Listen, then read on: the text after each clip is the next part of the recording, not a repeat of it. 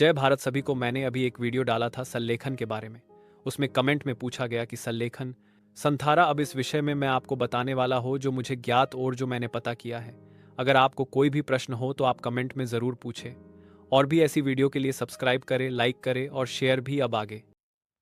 संथारा, संथारा और सल्लेखना। सल्लेखना दोनों जैन धर्म में प्रचलित तपस्वी मृत्यु की विधियां हैं, लेकिन इनके बीच सूक्ष्म अंतर हैं। आइए हिंदी में सरल भाषा में इनके बीच का अंतर समझते हैं। सल्लेखना। सल्लेखना परिभाषा। यह एक धार्मिक व्रत है जिसमें व्यक्ति धीरे धीरे आहार और इच्छाओं का त्याग करता है जब वह समझता है कि मृत्यु निकट है। बुढ़ापा, असाध्य बीमारी या अन्य कारणों से। उद्देश्य आत्मा की शुद्धि और मृत्यु को शांतिपूर्वक स्वीकार करना। यह अहिंसा और अपरिग्रह का पालन करते हुए किया जाता है। समय व्यक्ति पहले से ही निर्णय लेता है कि अब वह शरीर का पोषण नहीं करेगा। प्रक्रिया यह दीर्घकालिक प्रक्रिया हो सकती है, कई हफ्तों या महीनों तक चल सकती है। मान्यता यह जैन धर्म में पूरी तरह धार्मिक और पुण्य कर्म माना जाता है। ATA संथारा। संथारा परिभाषा। संथारा शब्द आम बोलचाल में सल्लेखना के ही पर्याय के रूप में इस्तेमाल होता है, खासकर श्वेतांबर जैन परंपरा में। मुख्य अंतर संथारा को कुछ लोग अधिक प्रत्यक्ष रूप से मृत्यु का व्रत मानते हैं, जबकि सल्लेखना को अधिक आध्यात्मिक तपस्या के रूप में देखा जाता है। उपयोग संथारा शब्द श्वेतांबरों में अधिक प्रचलित है, जबकि दिगंबर परंपरा में सल्लेखना शब्द का अधिक उपयोग होता है। मुख्य अंतर डिफरेंस इन शॉर्ट। बिंदु सल्लेखना शब्द प्रयोग दिगंबर परंपरा में अधिक रूप दीर्घकालिक तपस्वी मृत्यु दृष्टिकोण आत्मा की शुद्धि हेतु। बिंदु संथारा शब्द प्रयोग श्वेतांबर परंपरा में अधिक रूप सामान्यत मृत्यु का व्रत दृष्टिकोण मृत्यु का स्वीकार रूप देशगर्ष। वास्तव में दोनों का उद्देश्य और प्रक्रिया लगभग समान है, शरीर और इच्छाओं का त्याग करते हुए आत्मा की शुद्धि के साथ शांतिपूर्वक मृत्यु का वरण करना। संथारा और सल्लेखना में अंतर मुख्यतः शब्दों और परंपरा के प्रयोग का है, न कि सिद्धांत में।